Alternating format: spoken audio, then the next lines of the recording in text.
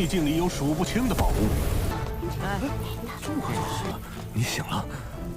钻爬我也要爬进去啊！谢谢秦府主提醒。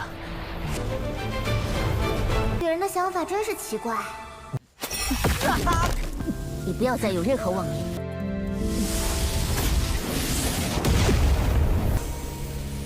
菩提。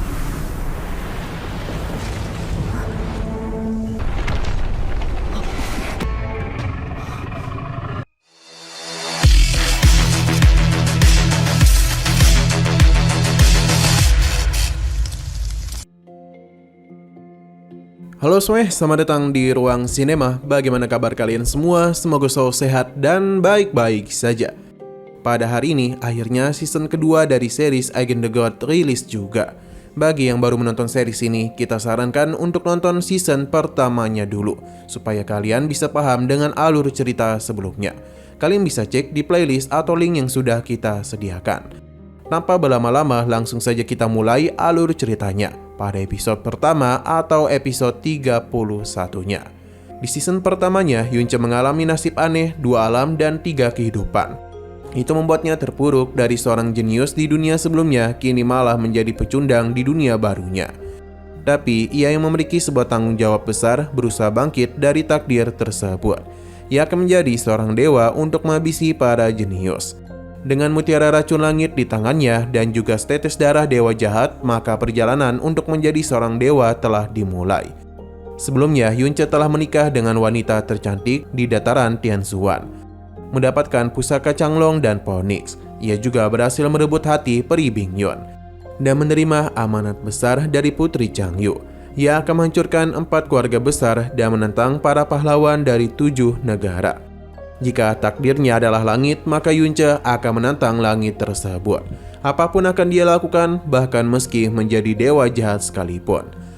Nah, sekarang kita pun mulai masuk ke season keduanya.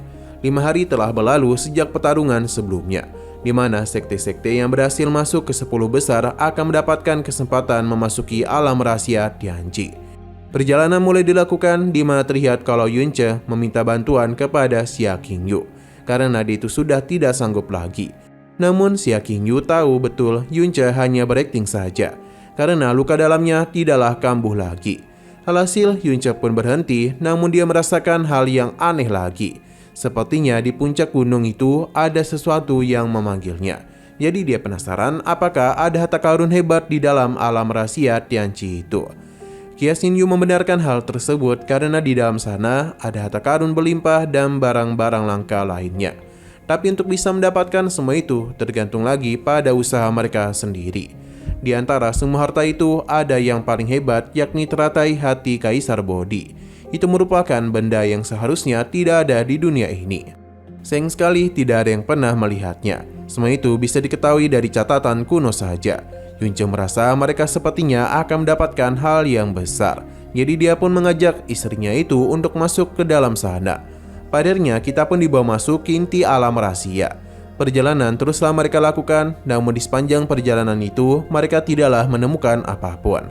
Sementara Yunce terus mengikuti arah dari perasaannya, hingga dia pun berhasil menemukan sesuatu yang dia kira adalah teratai hati Kaisar Bodhi. Xia Qingyu memberitahu kalau teratai hati Kaisar Bodhi memiliki kelopak warna biru muda dan terlihat agak mistis. Yunce yang yakin itu adalah bunga yang mereka cari, langsung saja membuka celah pada batu es dan memperlihatkan teratai hati Kaisar Bodhi. Ini tentu saja membuat Xia Qingyu terkejut. Untung saja Yunce memiliki mutiara racun langit, jadi hal yang mustahil berhasil dia temukan.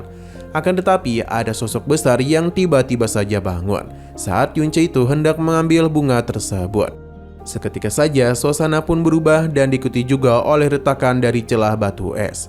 Padahal sosok ini pun menunjukkan wujudnya, yang adalah binatang buas Tianji, makhluk buas tirani tingkat mendalam. Putih.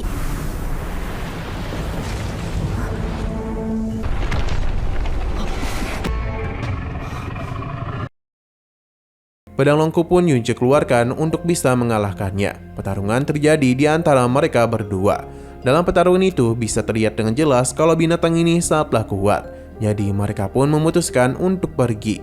Hanya saja Yunce harus tertinggal karena memilih untuk mendahulukan Xia Qingyu dulu.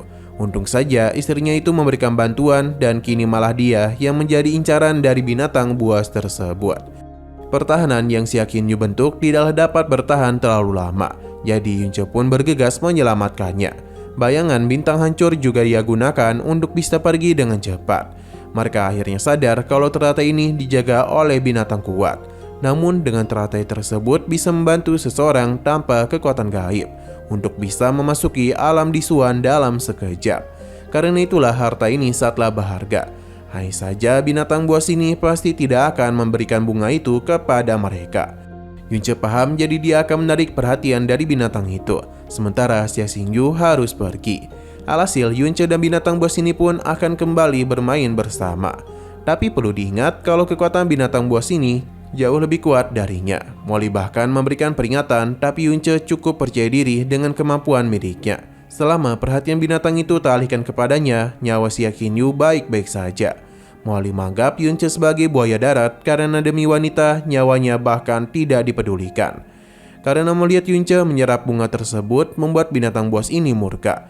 Dengan amukannya dia langsung saja melakukan penyerangan kepada mereka, di mana itu membuat Xia Qingyu harus tersedot ke arah binatang buas ini.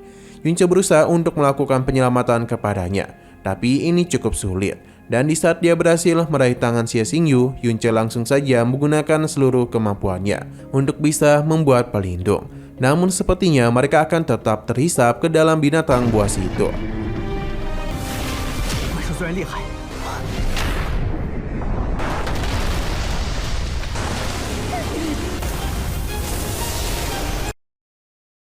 Kita lalu dibawa ke 3 hari sebelumnya, di mana Yunce barulah sadarkan diri setelah pingsan cukup lama. Karena di pertarungan sebelumnya, dia telah menggunakan terlalu banyak kekuatan. Molly agak kesal karena demi pertarungan kecil, Yunce itu tidak takut kalau tubuhnya bisa saja hancur. Yunce menenangkannya karena dia tahu batasan. Selain itu, mantra pagoda suci Tao milik Molly sangatlah luar biasa. Karena dalam 3 hari, kekuatannya bisa pulih dengan cepat. Tapi ini bukan karena pagoda suci Tao saja, sebab ada seseorang yang diam-diam datang kemari. Ia telah menggunakan kekuatan gaib demi bisa menyembuhkan luka Yunce. Sesaat kemudian orang itu datang, jadi Molly segera menghilang, sementara Yunce segera berpura-pura. Orang yang membantunya ternyata adalah Chu Yunchan, yang seketika saja yang sering dia panggil sebagai peri kecil. Molly bingung dengan gadis ini karena dia begitu dingin kepada Yunce, namun diam-diam justru datang untuk membantunya. Ia bahkan rela mengerahkan sedikit kekuatan gaibnya. Bagi Yunce, Molly tidaklah paham dengan perasaan dari orang dewasa. Yunce pun bangun yang seketika saja mengejutkan Chu Yunchan. Ia balasan membantunya karena telah dilukai oleh Xingyu. Jadi sebagai bibi gurunya, ia memiliki tanggung jawab untuk memulihkannya. Karena Yunce sudah sembuh, jadi dia pergi, dan selain itu ia tidak ingin dipanggil sebagai peri kecil lagi. Karena namanya adalah Chu Yunchan. Tapi di sini Yunce terlihat belumlah sembuh yang membuatnya merasa khawatir. Padahal itu hanyalah aktingnya saja agar bisa terus bersama peri kecil, yang tentu membuatnya kesal. Sebelum pergi dia meminta untuk melupakan apa yang dulu pernah terjadi, karena Denny sudah benar-benar melupakannya. Jadi Yunce harus melupakan hal tersebut juga. Yunce berusaha untuk menahannya, tapi keputusan Chu Yunchan sudah bulat. Ia tidak akan pernah bertemu lagi dengannya. Alhasil perpisahan pun terjadi.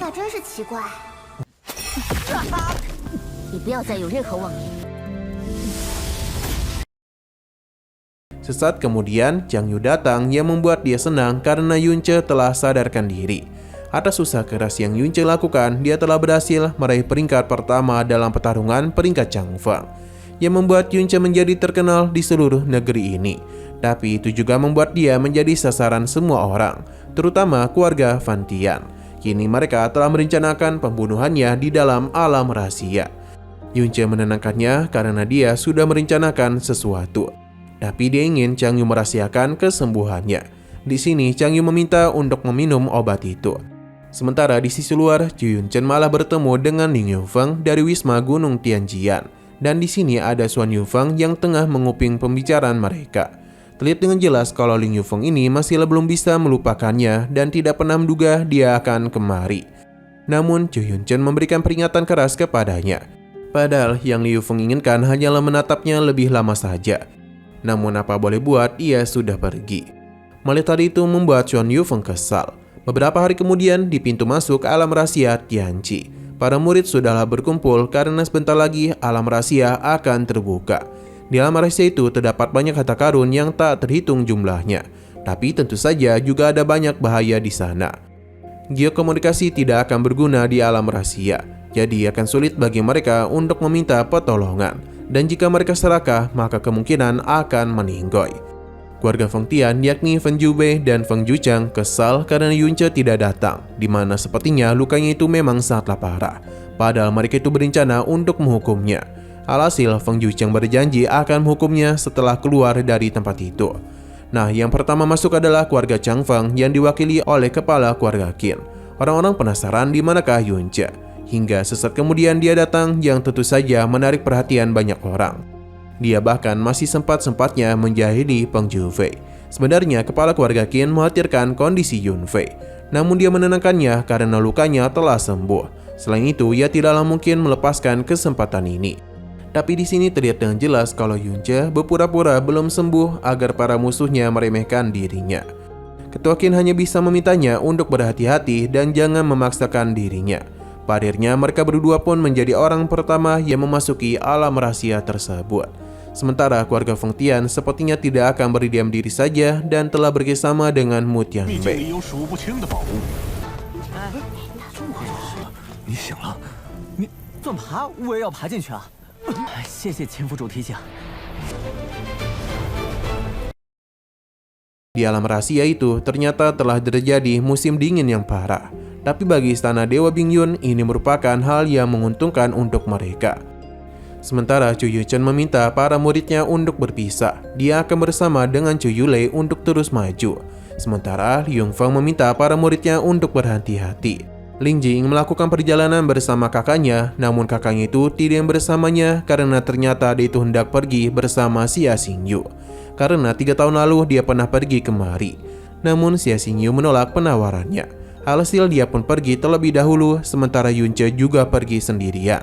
Namun dia melihat kalau keluarga Feng Tian telah mengikuti Yunce.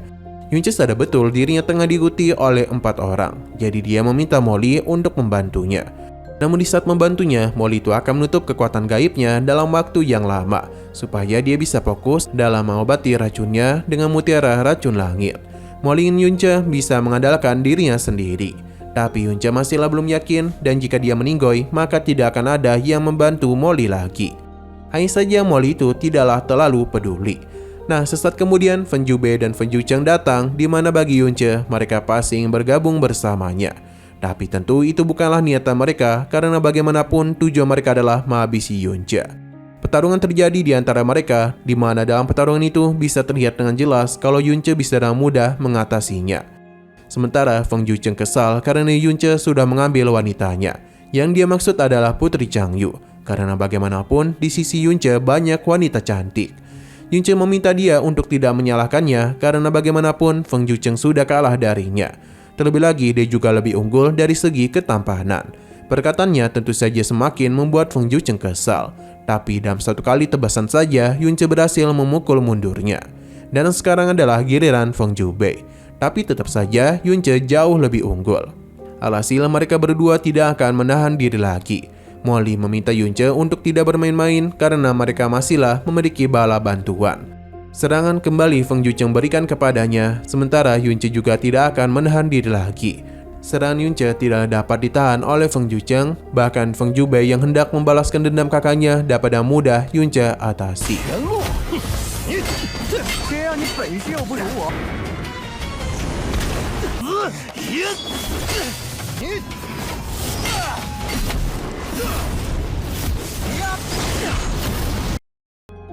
Semua ini terjadi karena mereka telah meremehkan dirinya, padahal kekuatan Yunce telah pulih sepenuhnya. Jika mereka pikir alam rahasia ini akan menjadi kuburan untuknya, maka itu merupakan kesalahan besar. Karena Yunce lah yang akan menjadikan tempat ini sebagai kuburan untuk mereka. Feng Jucheng memberitahu kalau tetua pertama mereka telah menanamkan penanda kepada mereka. Jadi jika Feng Jubei mati, maka tetua pertama akan tahu siapa pelakunya. Namun Yunce terlihat tidaklah peduli. Feng Yucheng teruslah memberikan ancaman agar bisa membuat Yun Ce takut kepada keluarga Feng Tian. Tapi apapun yang dia katakan, Yun Fei tidaklah peduli. Sampai padernya Mo Tianbei diminta untuk muncul dan segera melakukan penyerangan. Tapi serangan itu malah menghabisi Feng Jubei. Feng Moli yang menyadari hal itu tentu saja membuatnya kesal. Begitu pula dengan Peng Mofing dan Peng Moran. Mereka tidaklah menduga kalau pelakunya adalah Mo Tianbei. Sementara Mo Tianbei tidaklah menduga hal ini terjadi.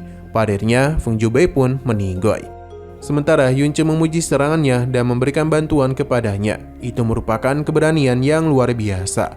Dan kematian Feng Jubei, maka Feng Moli pasti akan marah kepadanya. Kesal dengan perkataan Yun Ce, Mo Tianbei pun langsung saja mengamuk dan memberikan serangan kepadanya. Di mana dalam pertarungan itu terlihat bagaimana dia mengamuk. Tapi di tengah semua itu, bantuan pun datang untuk bisa menyelamatkan Yun Ce, di mana itu merupakan serangan dari Xia Xingyu. Ia pun bergegas menarik Yun Ce untuk bisa pergi dari tempat ini.